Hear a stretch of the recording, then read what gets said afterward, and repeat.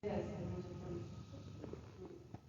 gente fez, tipo assim, tinha 4 egressos, e aí cada um falou por uns 20 minutos, 15 assim. Aí só que como eu acho que tem menos egressos hoje ainda, né, gente? Eu acho que pode ficar mais livre. Daí eles fez tipo uma apresentaçãozinha, tipo, falou quem estudou, quem trabalha agora, tipo, computador, falaram não sobre intercâmbio também, mas mais tipo, sobre a experiência deles mesmo.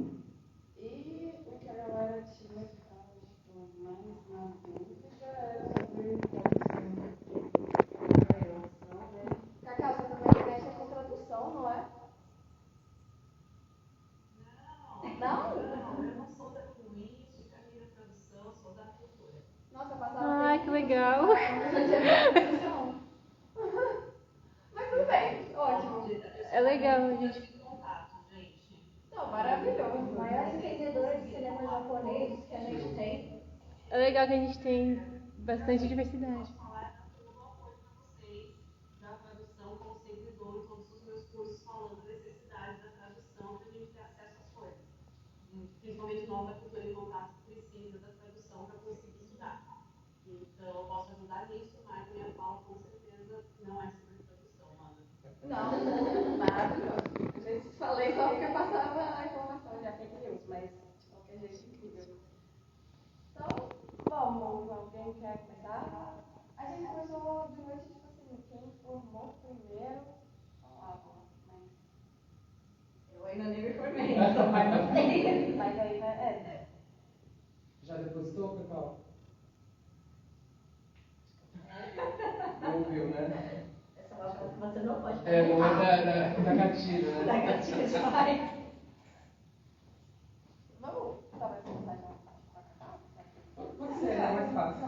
Cacau, você começa então?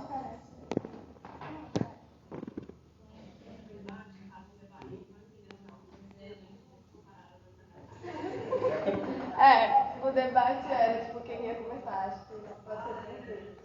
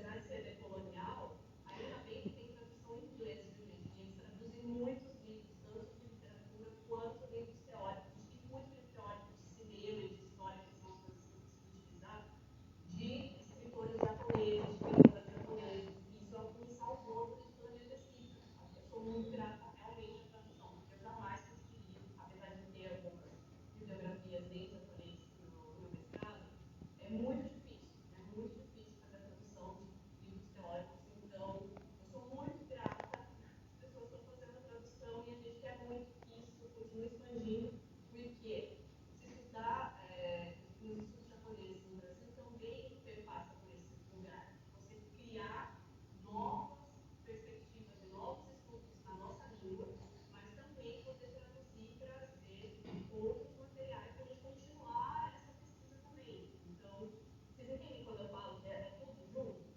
Não é cada pessoa do seu quadrado fazendo a sua coisa? A gente precisa unificar esses estudos japoneses, entender as necessidades e um levantar o outro, né, nesse sentido. Então, era basicamente isso, acho que isso que eu falou, que era falar um pouquinho do que eu fiz aqui na USP. Por que eu fiz na USP? Nossa, fiquei muito triste, porque era pandemia, por isso que eu fui na USP. Nossa, eu tomei café na USP só 2 semestres. Mas, tem isso também. Uma coisa que eu conversar com os coleguinhas. Estava fazendo uma matéria, é que a minha primeira matéria na USP só tinha eu e mais um. Foi muito difícil, porque eu estou acostumada a vir dessas salas muito cheias, né? E aí eu fui fazer uma matéria que era uma vez por semana, 4 horas. Eu ficava a tarde inteira. E era só eu e mais um colega. Então, vocês imaginam, você não podia dar uma piscada, você não podia dar uma olhada no celular, porque era você e o outro. E aí foi intenso. No segundo semestre, aí já tinha bastante gente na sala, foi bem legal, porque eu pude ouvir várias pesquisas diferentes. Daí nisso, eu fui tomar um café no intervalo de uma das aulas e veio um maluco falar comigo, falou assim, não, e aí, beleza? Então, gostei do seu tema. Legal, o seu também é interessante. Era o Rafael Rett, que é meu amigo até hoje, e ele falou, vamos tomar um café, né, depois, no final de semana, sentamos e desenhamos em 2019 o que seria o Japoni hoje, que eu trabalho. E aí foi em 2000, só que aí teve a pandemia, a gente, né, acabou tudo. Em 2021, que começou a melhorar as coisas, já estava morando em Sorocaba, ele falou, vamos fazer? Vamos fazer. E aí a gente criou o Japoni, agora já vamos fazer 2 anos que o Japoni está no ar, no Instagram, no empresa e tal. E acabou que o Rafa mesmo acabou saindo.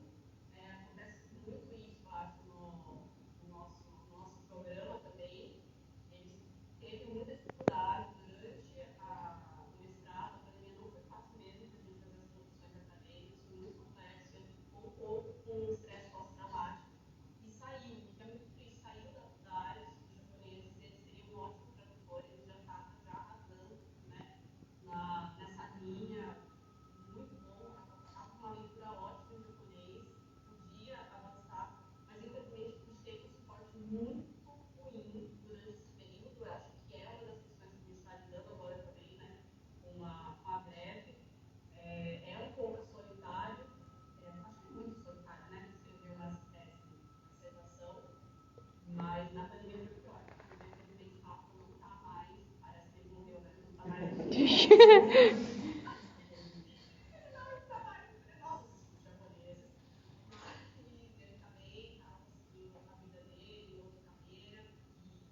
Mas o que eu queria trazer com essa anedota dele é que se não fosse o Rafa me chamar para conversar e eu estava tomando café, eu não teria tido a coragem de fazer sozinha.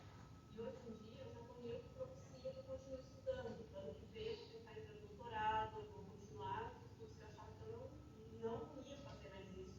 Ia sair da academia, eu falei, não, eu tenho que continuar, é importante, acho que faz sentido. E se não fosse ele, talvez eu estivesse trabalhando com outra coisa, tivesse conseguido meu título de mestre também, sair fora. Então, conversem com seus colegas, se interesse, troque. E é isso. Já falei demais. Foi mal, gente. Mas obrigada. E qualquer dúvida, estamos aqui. Obrigada, Cacau. Por que você interessou um pouco pelo cinema, assim, japonês? Eu sempre, na verdade, não vou falar a verdade. Aqui tá, eu só entrei no inglês mesmo, então vou falar a real.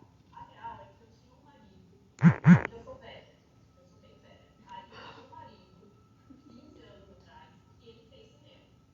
Então, eu fui muito, assim, na época que eu estava fazendo, eu estava na faculdade de jornalismo, muito influenciada. A gente assistia 5 filmes por final de semana, muitas referências e tal. Eu fiquei muito apaixonada pelo cinema, porque ele era muito apaixonado e eu entrei em contato por causa dele, mais com isso. Mas desde que eu era criança,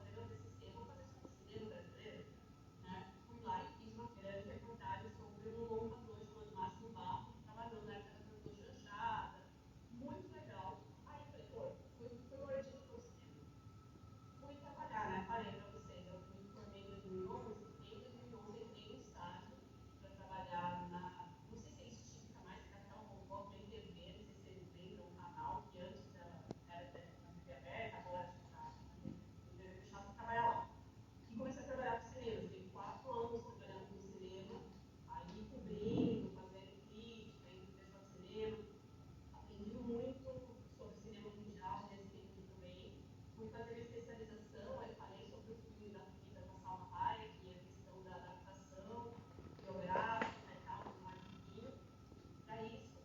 E aí, só que nisso tem uma grande questão, né? Eu sou uma mulher de racial amarela.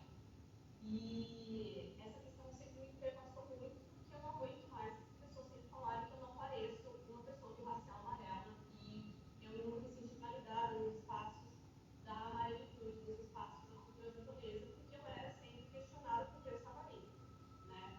Então acabou que eu me afastei muito. Eu fui estudar cinema, mas eu não queria saber de Japão, porque eu sentia que eu não pertencia àquilo. Mas aí minha avó morreu, a meu batião morreu em 2014 e foi um caos na minha vida, porque acabou, ali realmente era a minha última ligação sanguínea com o Japão, né? Eu sou Sansei, ela era a primeira geração, e ela morreu no dia do meu aniversário, então foi muito marcante isso para mim. Eu fiquei refletindo durante 2014 o que eu deveria fazer, se aquilo era um sinal de alguma coisa.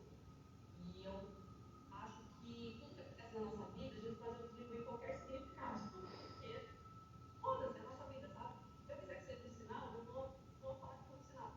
E aí eu decidi que foi um sinal e comecei a fazer tudo que a minha avó sempre quis que eu fizesse. Eu fui aprender a ser molho de chá com as amigas dela, eu fui fazer ikebana, eu comecei a estudar estética e nisso, na hora que eu abri os livros da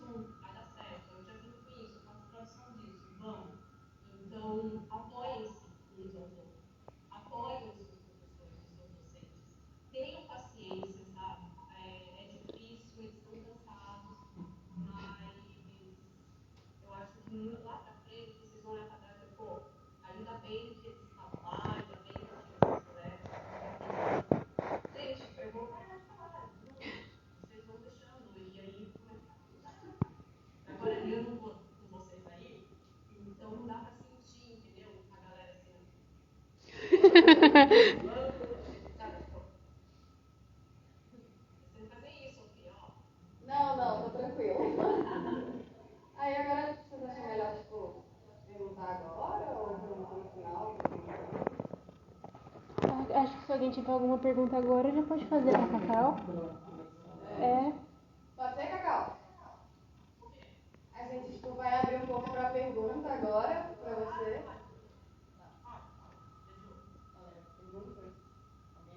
Vai abrir pra perguntas, não tem perguntas. Pergunta, galera. A gente depois no final abre de novo, se tipo, se tiver alguma coisa que vocês quiserem falar, depois de ouvir todo mundo, a gente vai abrir no final de novo. Então quem não quiser falar agora. Então, tudo bem. Então, obrigada, Cacau. Você vai ficar, meu amor?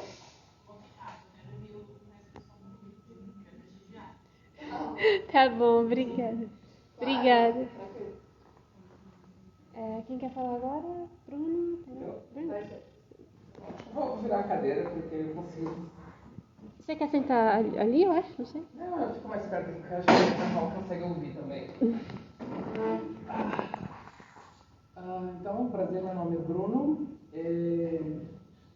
Terminei, depositei o mestrado em 2000, acho que foi 2021, final de 2021. Eu fui representante discente do programa de pós-graduação entre 2019 e 2021. E, assim, como a Cacau falou, ela tirou as palavras da minha boca, a pandemia foi bastante difícil pra gente, pra pesquisa. Muito triste, assim, perder todo o contato que ela falou. Pra gente foi realmente difícil. Já é uma coisa meio ermitã você conseguir escrever uma tese. Tudo isso é muito solitário, né? Então, sem contato com os colegas, sem toda essa energia, foi muito mais difícil e meio anticlimático também você depositar o mestrado pelo Zoom. Entendeu? Então é tipo, você só olha umas telinhas lá e fala, passou, parabéns aí. Ficou por isso mesmo, eu nunca nem peguei o diploma, eu vou passar agora, né? No DLO para pegar, assim, eu também não peguei ainda. E ó, o meu tem desde 2013, meu diploma da graduação, eu nunca peguei. Eles me falaram que está no depósito, tem que ir atrás. Mas falando da graduação, eu não sou da letras, a única pessoa que tem graduação em letras entre nós três é a Tainá. Eu sou da História, eu me formei em 2013, mas para mim o DLO sempre foi muito importante. Assim, a gente não tem nada como o DLO apresenta em História. Então, muito da minha graduação foi complementado pelo DLO. Eu fiz 2 anos de língua japonesa, 2 anos de língua coreana, então, nível básico nas duas coisas, porque eu não consegui escolher uma. E cultura coreana nas duas, como ela me lembrou, eu acabei depois ajudando a professora Yun com cultura coreana, porque o DLO, assim, há mais de uma década a gente tem problemas com professores, a gente tem problema com contratação, o departamento ele não tem o apoio que ele deveria ter para a quantidade de cursos e para a quantidade de alunos dentro do DLO. Então, eu acho que a greve que vocês estão fazendo é muito importante agora. E fico feliz, eu espero que vocês realmente consigam aumentar o número de professores para diminuir a carga dos professores que estão aí atualmente, porque eles estão muito cansados, tendo que trabalhar com a pós-graduação e com a graduação ao mesmo tempo. Então, é muito complicado. E também para vocês terem mais variedade de cursos, mais variedade de perspectivas. E para complementar também o que quero que vocês queiram fazer no futuro, quanto mais professores, mais perspectivas, mais ideias são abertas para que vocês possam trabalhar com TCC e, se vocês quiserem, com pesquisa, como a Cacau falou. Porque uma coisa que a gente sabe na pós-graduação é que são muito poucos os alunos da graduação que continuam até a pós-graduação. Seria interessante se vocês pudessem mudar isso e também seguir em frente no mundo da pesquisa. Eu sei que pode ser difícil, assim, o que eu faço, né, com o mestrado? O que eu vou fazer? Eu vou continuar estudando isso, por quê? Né? Se com a graduação eu posso trabalhar com a tradução, eu posso dar aula, eu posso fazer isso e aquilo, por que continuar com pesquisa? Né? Então, em primeiro lugar, você tem que ter um interesse, tem que ter uma curiosidade ali que você não consegue saciar simplesmente lendo, você tem que querer produzir. Se você tiver isso dentro de você, se o TCC aguçar um tema dentro de você, corre atrás. E como a Cacau falou, você não precisa fazer isso de imediato. Assim como ela, estranho até, eu também tenho 36 anos, também me formei muito tempo depois e comecei o mestrado, assim, depois de 4 ou 5 anos em pausa. Fui trabalhar, mercado de trabalho, e depois decidi voltar e fazer pesquisa. E, assim, mudou minha vida. Eu, por exemplo, agora eu continuo trabalhando com todas as coisas que eu trabalhava antes, mas eu tenho que abrir espaço para pesquisa porque é uma necessidade que eu tenho, é uma coisa que me deixa feliz, entendeu? Pesquisar, publicar artigo, tentar publicar artigo, ser recusado na publicação do artigo. E aí você vai de novo, ajusta e publica, curso de extensão, tudo isso traz para mim uma felicidade. Então, se vocês sentem interesse nisso, não tenham dúvidas, vocês vão ter uma comunidade aberta a vocês, porque isso é uma coisa que, por mais que a gente não se veja, a gente está sempre disposto a ler, a ouvir e ser ouvido na pós-graduação quando o assunto é a pesquisa dos outros. Infelizmente, a pandemia meio que matou isso, mas eu acredito que para vocês agora, se vocês conseguirem se formar e tiverem interesse, essa comunidade vai falar para vocês. É muito, muito bom. Certo? Quanto à minha pesquisa, assim, interessante. Eu falei que eu fiz no DLO, porque eu não tinha nada na história, eu fiz 2 anos de língua japonesa, 2 anos de língua coreana, não conseguia decidir. E até hoje eu não consigo decidir qual é o meu foco entre as duas coisas. Então, a minha pesquisa foi envolvendo Japão e Coreia. Né? Então, assim como a Cacau, eu trabalhei com a linha de pesquisa de culturas em contato, só que diferente da maioria das pessoas do departamento, as culturas em contato não eram a cultura japonesa e a cultura japonesa. A cultura japonesa é brasileira, mas sim a cultura japonesa e a cultura coreana. Então, eu fiz essa ligação entre as duas coisas, assim, tudo em inglês praticamente de leitura, né, porque é muito difícil você conseguir acesso ao material, principalmente durante a pandemia, conseguir material online de japonês é difícil, mas isso está aberto. A minha pesquisa foi assim, completamente fora do contexto do departamento e eles aceitaram.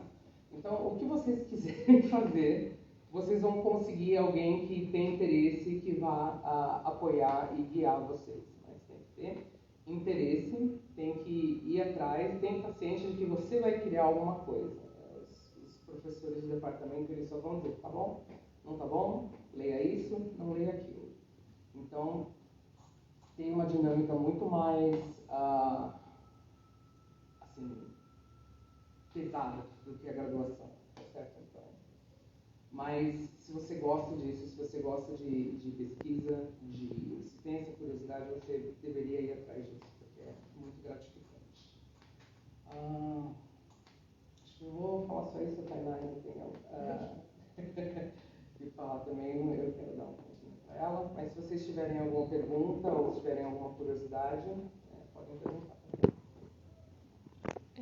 Eu queria saber quem foi sua orientadora, seu orientador da sua pesquisa. Meu orientador foi o professor Alexandre Uehara, que ele não é do nosso departamento, ele na verdade é da ESPM, ele trabalha como parceiro do DLO. Isso é uma coisa que a gente tem na pós-graduação. A gente só tem 5 professores, são os professores da graduação, eles também estão no programa de pós, dando orientação. Além deles, a gente tem, são 10.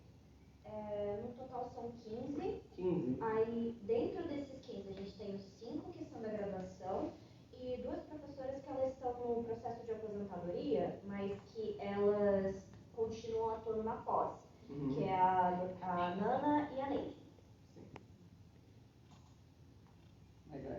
Então, isso é uma possibilidade. Tem gente de várias outras instituições que podem orientar na pós. Né? E eu trabalhei com ele porque o foco dele é relações internacionais japonesas e a minha pesquisa era sobre políticas culturais.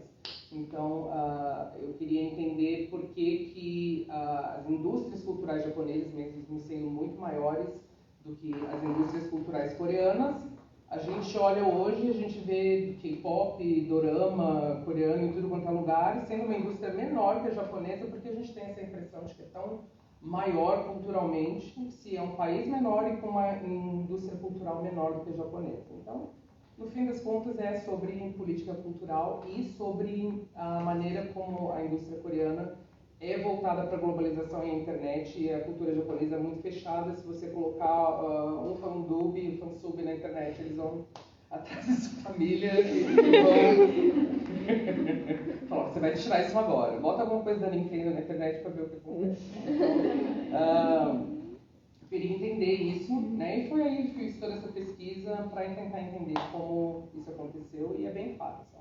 As políticas culturais japonesas, que eles não conseguem abraçar a internet e entender como o mundo funciona em 2023. Eles ainda estão nos anos 90 e não conseguem largar. Ainda usam fax, exatamente. Você vai ver lá o pessoal mandando fax normal. Toda empresa tem um fax. Vocês sabem como funciona, né? Então, se vocês quiserem dar uma olhada, tá em teses da USP, tá lá. Só procurar pelo meu nome, Bruno Carvalho, tem acho que Soft Power, Hallyu e Cool Japan o nome. Eu nem lembro o nome da minha própria pesquisa mais. Mas tá lá, tem um calhamaço de 200 páginas de uma pessoa que ficou na pandemia em casa, entendeu? Uma bolsa chata, falando, o que eu vou fazer agora? Vamos estender a pesquisa. Então, foi crescendo durante a pandemia, foi a primeira expedição da pandemia, foi escrever a minha tese. Então, tá lá. Se quiser dar uma olhada e entender um pouco mais, está disponível. Além disso, eu estou trabalhando com um dossiê da pós-graduação no momento. A gente está fazendo um dossiê cultura pop japonesa. Então, vão sair vários artigos de várias perspectivas diferentes que a gente está organizando, para sair, se não me engano, em abril de 2024. A gente está conseguindo ver se vai sair verba para sair em formato de livro. Se tiver, vai ter lançamento e tudo mais, mas vamos ver, né? Verba é complicado. E, além disso, eu estou programando um curso de extensão para janeiro com o grupo de estudos a qual eu faço parte, que é o grupo de pesquisa em relações internacionais do curso de relações internacionais aqui da USP. Então, se vocês gostam de cursos de extensão e tiverem curiosidade, vocês podem procurar em janeiro, que vai ter um curso lá focado não entra no escopo aqui, mas é sobre Ásia, né? Que vai ser sobre defesa e segurança no leste asiático. Então, meio out there, né, para vocês, mas tá lá. Se vocês tiverem realmente bastante curiosidade sobre outros aspectos, né, do Japão, da Coreia também, esse curso deve sair em janeiro. Então, é só procurar nos cursos de extensão que vão estar lá e, se eu não me engano, vai ser gratuito. Então, está aberto ao público. Então, eu tenho esses projetos agora, né, no ar, para o ano que vem, tentar entrar no doutorado também, como a Cacau falou, mas tomando meu tempo, estou meio tempo entre a graduação e a pós, foram 5 anos parado, agora já estou há 2 anos entre o mestrado, vamos ver se ano que vem sai o doutorado, se não sair também, sai depois, paciência. E continuar pesquisando entre uma coisa e a outra e não colocar nenhuma pressão em cima de mim mesmo, de eu tenho 35, 36 anos e só tenho mestrado, devia estar com 2 pós-doutorados, entrando lá no céu. Não, a gente vai indo no nosso ritmo e é isso aí.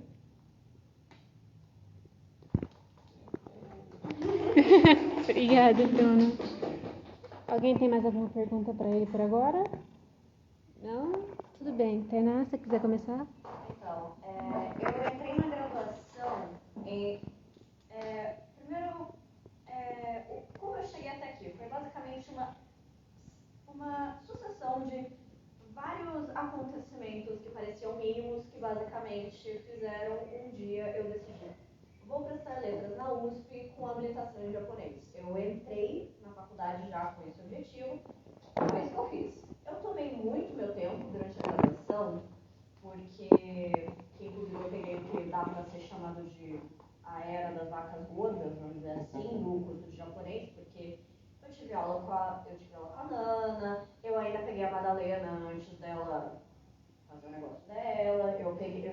muita aula com o Ori também. Então eu meio que tive a experiência de poder ter esse momento do letras japonês meio que no que dá para se dizer no seu auge. Porque nesse período a gente tinha bolsa de intercâmbio praticamente sobrando, a gente tinha muita bolsa de iniciação científica também. Então foi um período muito bom e justamente porque eu tomei meu tempo, porque minha saúde mental estava em frangalhos, mas eu sou uma pessoa muito teimosa para falar, vou trancar o curso, voltar aqui a 2 anos, quando eu estiver parando de surtar e desmaiar no meio da aula. Não, eu falei, vou continuar porque tá dando. Não estava dando, mas vamos lá.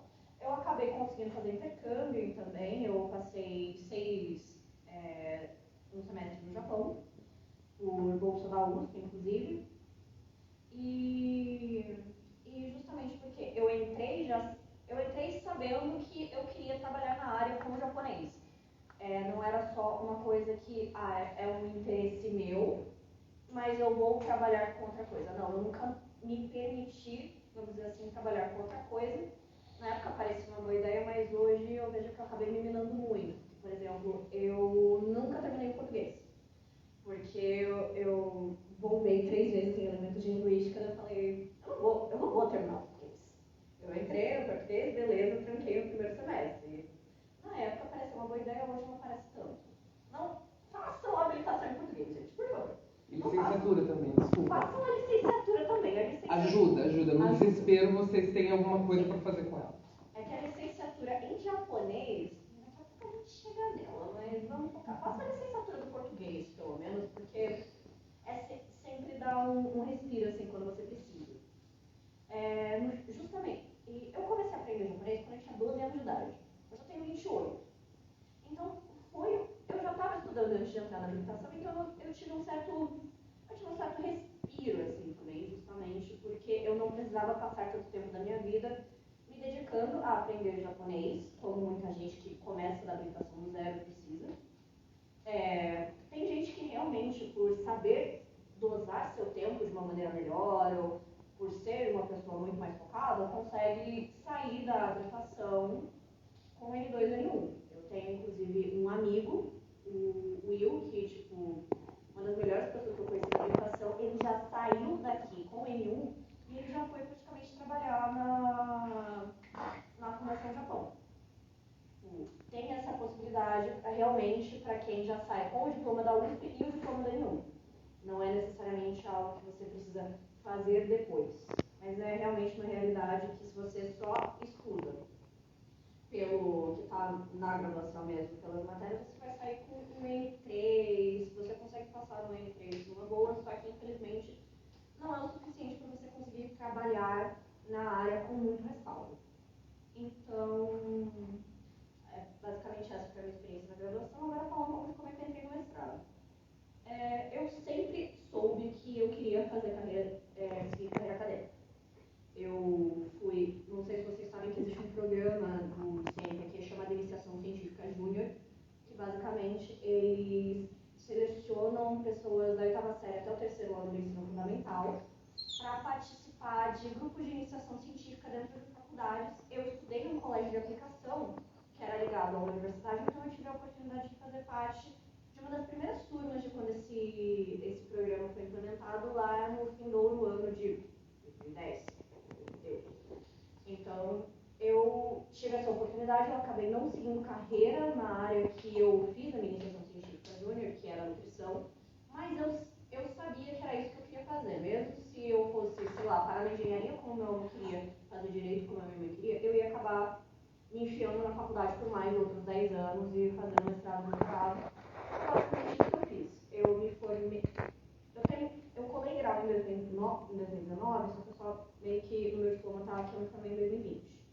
Mas eu entrei no mestrado em 2021. E o que aconteceu no meio disso? Uma pandemia. Então, eu entrei no mestrado, fiz todas as minhas matérias durante a pandemia. Eu tive uma crise durante a pandemia, como todo mundo teve. Então, no momento, eu estou indo para o meu 4º ano de mestrado, que é quando eu vou, evidentemente, defender. Foi realmente um período bem chato, bem difícil, porque além de eu estar com os problemas de não ter toda a socialização que a gente teve durante a pandemia, teve o fato de que a minha orientadora estava sofrendo muito com a pandemia por causa de problemas pessoais. Então, a minha pesquisa ficou muito tempo parada, não só por minha causa, mas também porque a minha orientadora teve que pedir o tempo dela e ela teve que parar de trabalhar. Então, meio que ficou um período parado. E também foi justamente por causa disso que eu consegui parar para pensar muito no que eu estava fazendo. Que era realmente que eu saí da graduação, eu fui direto para o mestrado, foi... Mesmo que eu já tivesse certeza de que era isso que eu queria fazer na minha vida, eu estava sentindo que eu estava correndo muito atrás de um prejuízo que não existia. Porque justamente você tem que tomar seu tempo justamente para poder fazer as coisas bem feitas. Então, estou terminando minha pesquisa agora, qualifico daqui a 2 semanas.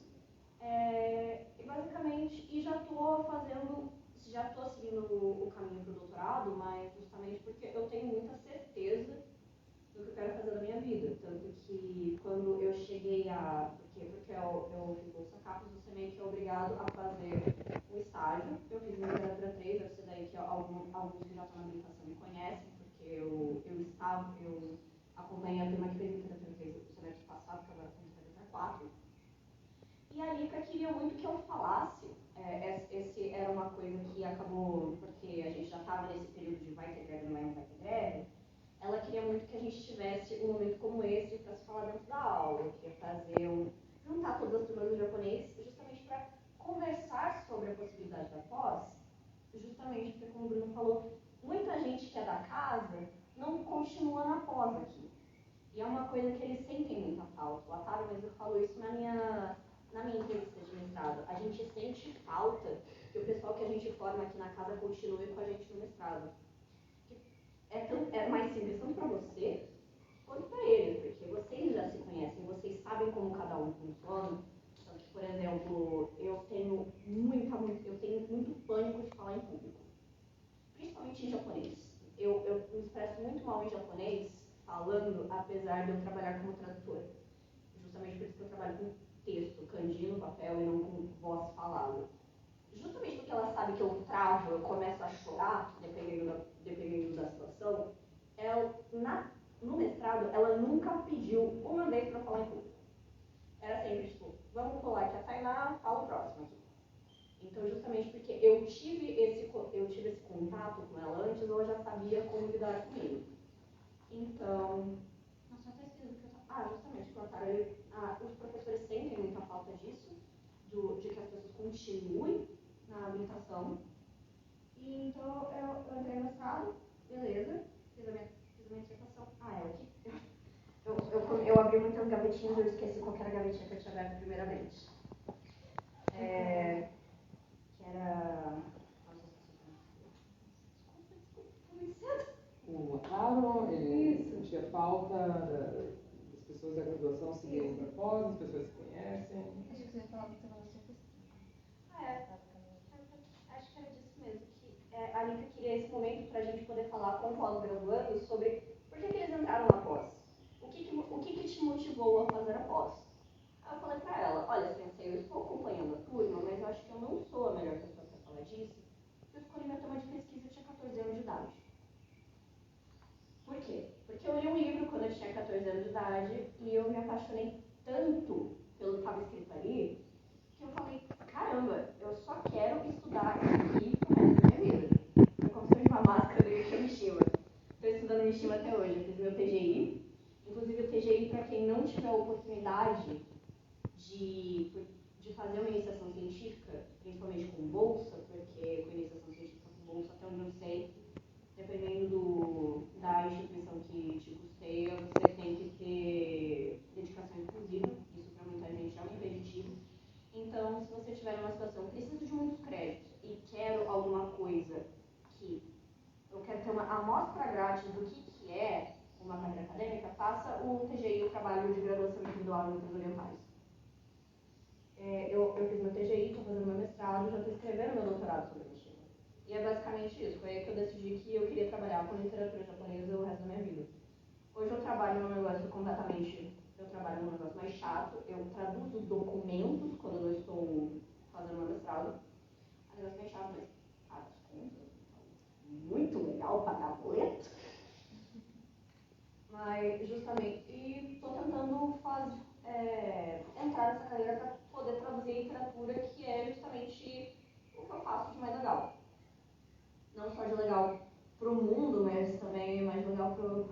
graduaçãozinha, eu fico muito feliz de traduzir literatura.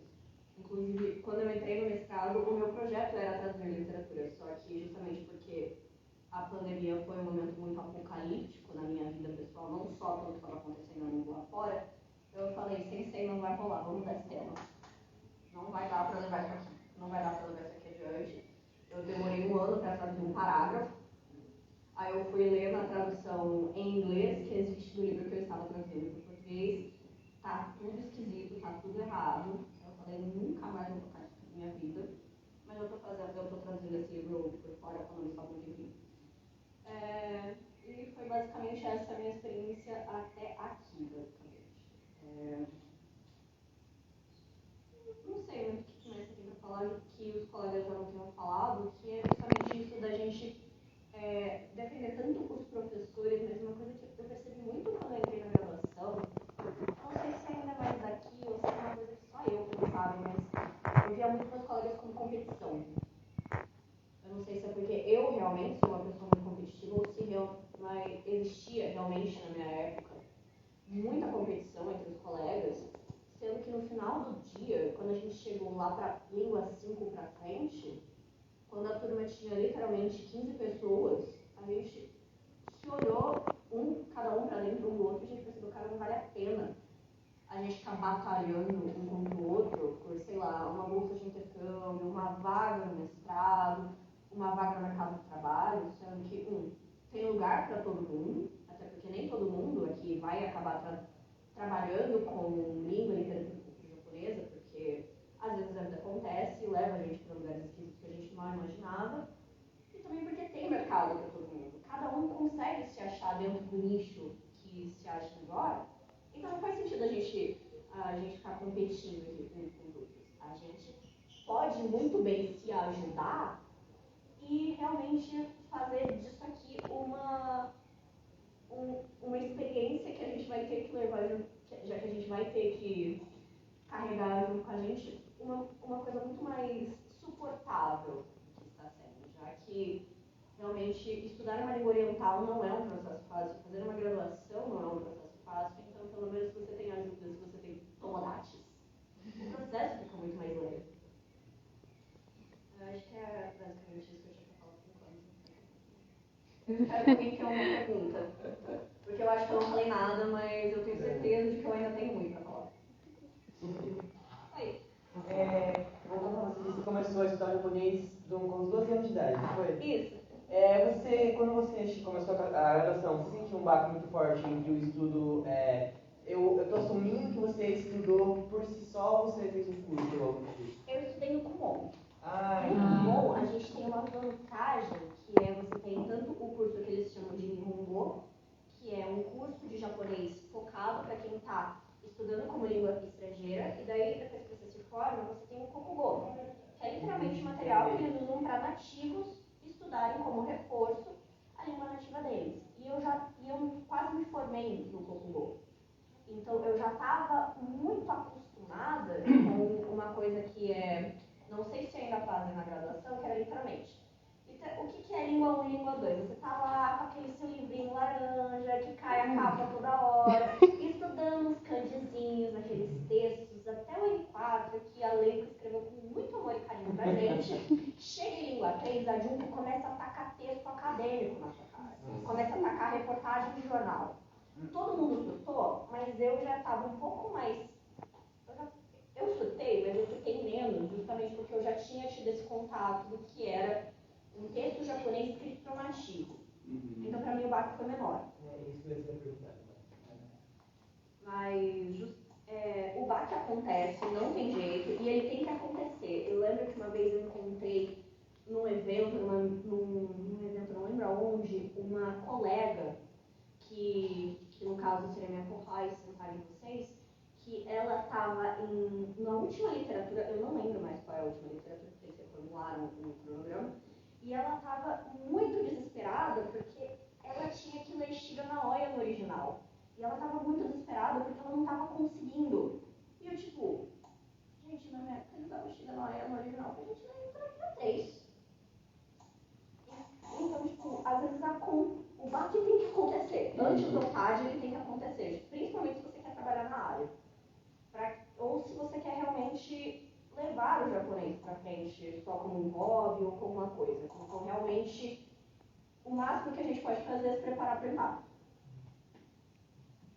Pode virando só depois. Daí eu, quando fiz língua japonesa 1, eu não sabia hiragana. Entrei, tipo, fazer língua 1 na graduação, né? Língua 1 deve ser para quem está começando. Sem saber hiragana, entrei, fui fazer, tipo, que porra é um jodoshi? Entendeu? Eu quero fazer falar uma taxabradinha desse, entendeu? Então, jodoshi, sushi, análise sintática louca deles. Então, para quem não sabe nada, é realmente muito difícil.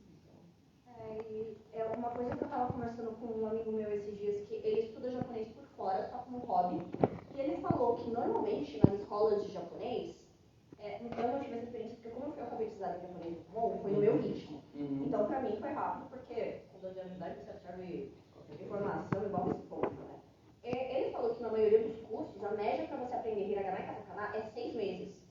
Gente, aqui na minha época a gente aprendia 2 semanas. 2 semanas. 2 semanas, continua assim.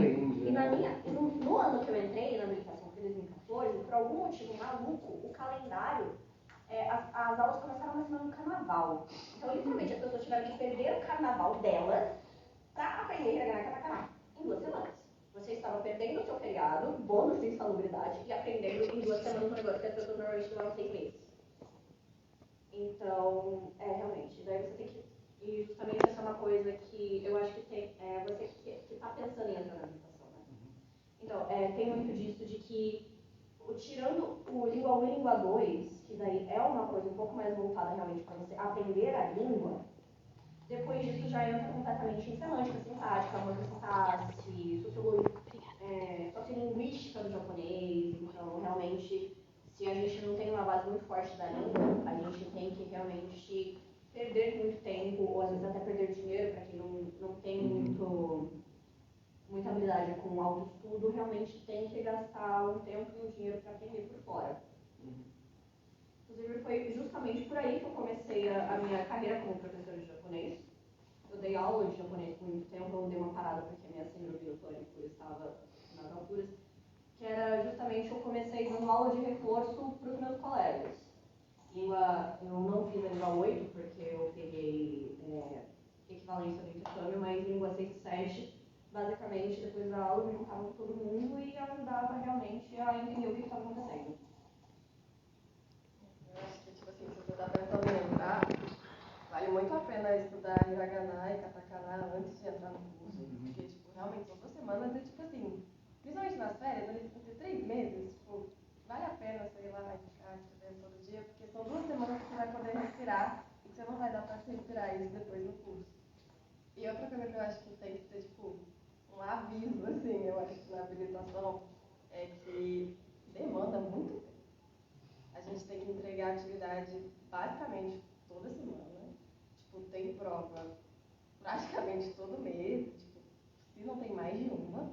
Então, se você não trabalha, você vai saber que você vai usar tipo, todo o seu tempo livre praticamente para estudar o japonês e as outras matérias da habilitação do português, óbvio, mas tipo assim, vai demandar muito tempo.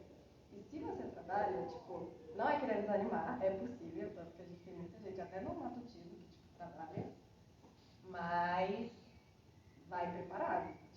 Tipo, você vai ter que gastar muito tempo e por ser, tipo assim, muito amplo, tipo, por exemplo, a gente aprende os kanjis, quando você aprende por fora, que dá uso, você tem os níveis, né? Tipo, tem o kanji do N5, o kanji do N4, e tipo, vai ficando difícil, vai aumentando. Aqui é misturado. Você vai ter kanji do N5 e do N1 na mesma lição. Então, tipo, você fazendo por fora, óbvio que te ajuda muito. Se você já sabe japonês, tipo, você entender a gramática mesmo, tipo, maravilhoso. Mas mesmo se você saber por fora, você vai ter que estudar. Tipo, tem gente que já faz tipo, uma graduação em japonês e ainda tem que estudar, porque a habilitação demanda muito. Só um complemento. Eu tenho a pergunta. Na tradução, você tipo, trabalha meio freelancer assim, ou é tipo... Eu trabalhava fixa na empresa, mas aí por vários motivos eu acabei sendo demitida de ser fixo no escritório e acabei ficando freelancer. eu já tinha mais alguns outros contatos de outras agências que eu trabalhava freelancer, e daí é basicamente isso que eu faço. No momento que eu sou freelancer, principalmente porque agora eu estou com bolsa de mestrado. Mesmo que agora seja liberado você ter, não deveria ser, mas você pode ter um vínculo empregatício e a bolsa de mestrado da CAPES ao mesmo tempo. É insalubre demais, não façam isso, pelo amor de Deus. Mas a gente tem que fazer para sobreviver, porque, infelizmente, sobreviver na cidade de São Paulo com o preço da bolsa CAPES é muito difícil. A gente tem que fazer o que dá para sobreviver, que é basicamente isso que eu faço. Mas, realmente, eu entrei no meu trabalho atual, no meu ex-trabalho atual como pessoa fixa, um processo seletivo normal para trabalhar na empresa. Eu tenho uma pergunta. Em qual nível, mais ou menos, de proficiência você se sentiu confortável para começar a trabalhar como tradutora? E se você não se incomodar de curiosidade de dizer qual livro que você está traduzindo no seu tempo livre que você comentou? Eu estou traduzindo o livro do Mishima que chama Kimono no Kawagué. Em inglês ele fica The Frolic of the Beasts. Quando eu estava no meu projeto de mestrado, muitíssimo elogiado, por sinal, desculpa, eu preciso fazer propaganda dele toda vez que eu falo dele. Eu tinha traduzido como Gracejo das Bestas. Sobre a pergunta. Então, eu tive uma grande vantagem para começar como tradutora, que foram duas, na verdade. Eu comecei a trabalhar como tradutora de inglês, e uma coisa que me deu um grandíssimo pontapé para começar a traduzir foram justamente as aulas da Yun no coreano. Porque na época, ela estava fazendo um projeto que era justamente de traduzir livros didáticos de história da Coreia para o português. E ela usava muito basicamente a nossa força de trabalho para ajudar nisso. E ela, obviamente, como tradutora, ela fazia as correções necessárias. Isso também me ajudou muito a ter uma certa confiança. Que, poxa, se eu estou tendo notas boas, notas satisfatórias nisso aqui, eu consigo. Então, comecei com inglês. Daí, durante meu TGI, por influência da Ica e também porque, na época, eu estava trabalhando com uma obra que só tinha tradução indireta para o português. Atualmente tem uma tradução direta, que é o Marinheiro que Perdeu as Grossas do Mar. Ela me pediu para traduzir alguns trechos que eu queria citar, justamente porque, para a gente da área de literatura, inclusive para quem quiser levar a área de literatura talvez na pós-graduação, primeiro que você só passa no processo de mestrado para cá, se você precisa provar que você tem o mínimo N3. Não dá para entrar com menos do que isso, e mesmo que você tenha uma proficiência muito grande em inglês, se você entrou com um projeto de literatura no mestrado, você não entra. Sua proficiência obrigatória para aprovar, você tem que ser japonês. Então, por causa disso, por causa dessa experiência que eu tive no TGI, traduzindo, eu acabei me sentindo bastante segura para começar a traduzir. Nessa época, eu ainda tinha o N3 tirado as custas penas. Atualmente, eu estou num processo muito grande de eu quero prestar o N1 sabendo que eu não tenho capacidade para passar nessa prova, ou eu só arrisco isso, ou eu só renovo meu N2 que está vencido desde antes da pandemia.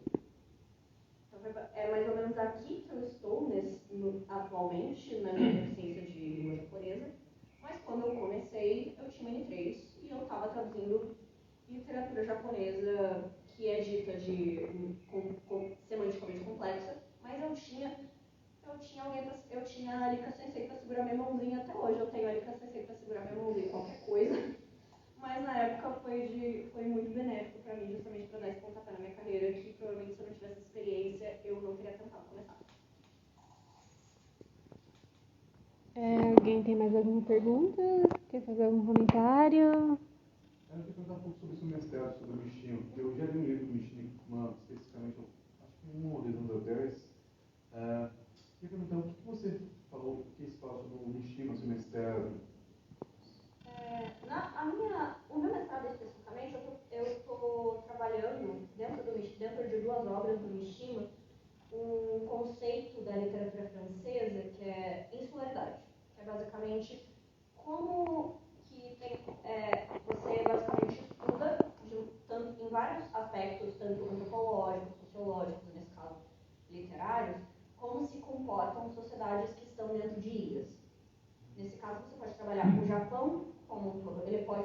considerado uma insularidade, justamente porque ele é um arquipélago, mas nesse caso eu estou estudando um arquipélago dentro do arquipélago, que eu estou estudando o Mar Inquieto e o Mar Inquieto Perdão Geração do Mar, justamente sobre essa ótica da insularidade. Mas aí no meu TGI, que eu pessoalmente acho que é um tema muito mais legal, eu estudei violência e melancolia sobre a ótica de Freud. Fiz uma palestra, inclusive, me deixaram fazer uma palestra. Não sei até hoje como que eu consegui convencer o departamento a me deixar fazer uma palestra sobre o meu TCC. Acho que foi em maio? Deve ter sido em maio. Foi por aí. Eu tô esperando o Lapel, porque com todas as coisas que estão acontecendo agora, realmente o Lapel tá com muita demanda de edição de vídeo de publicação, mas em algum momento ele vai ser publicado no canal oficial da Perfilete, que se você quiser dar uma olhada, vai estar lá um dia. Alguém mais? Tem alguma pergunta? Alguém quer fazer um comentário para qualquer um dos três? Não? Então acho que a gente pode encerrar por aqui. Pode perguntar só. Tá bom.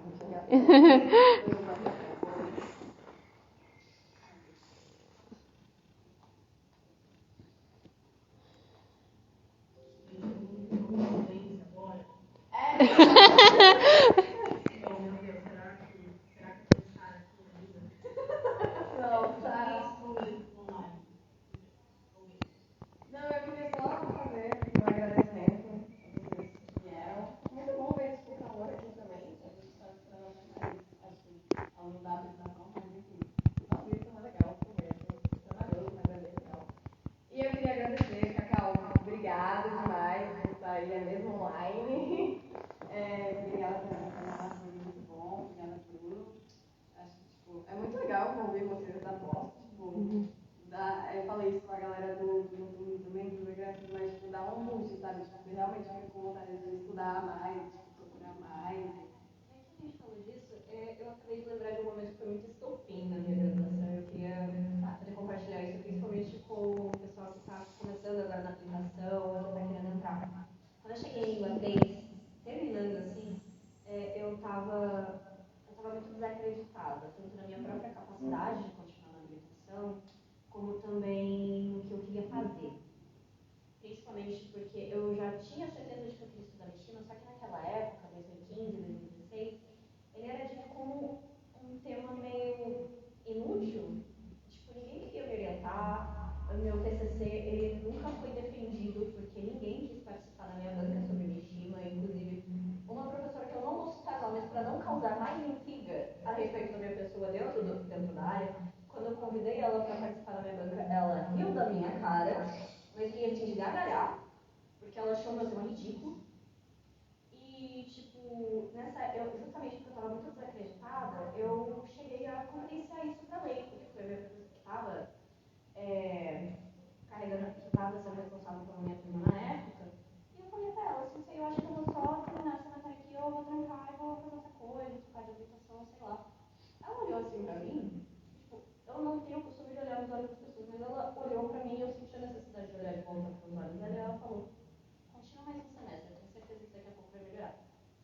E foi nesse semestre que eu comecei a dar aula parica, que é basicamente foi a primeira pessoa que viu o potencial em mim, não só como um aluno, mas também como um acadêmico em potencial.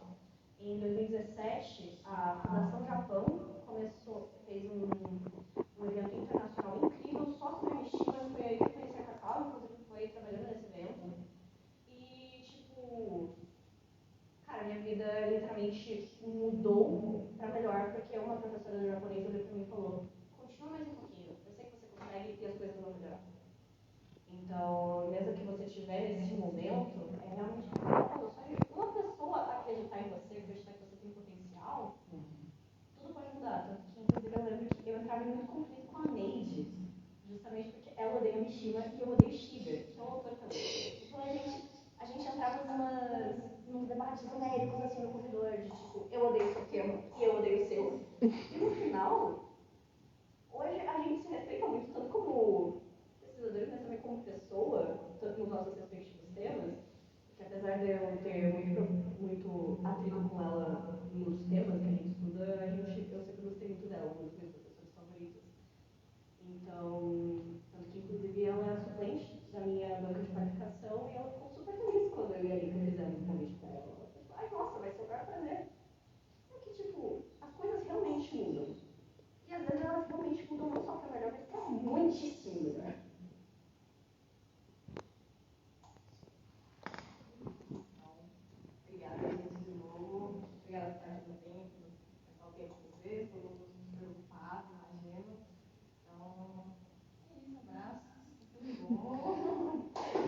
Obrigada, gente.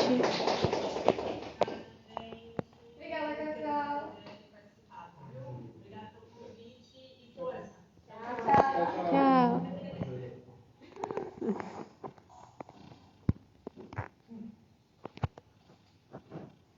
Você vai estar por aqui 2 semanas? Dia 17. Eu achei que você não vai postar meses. É isso? Tem uma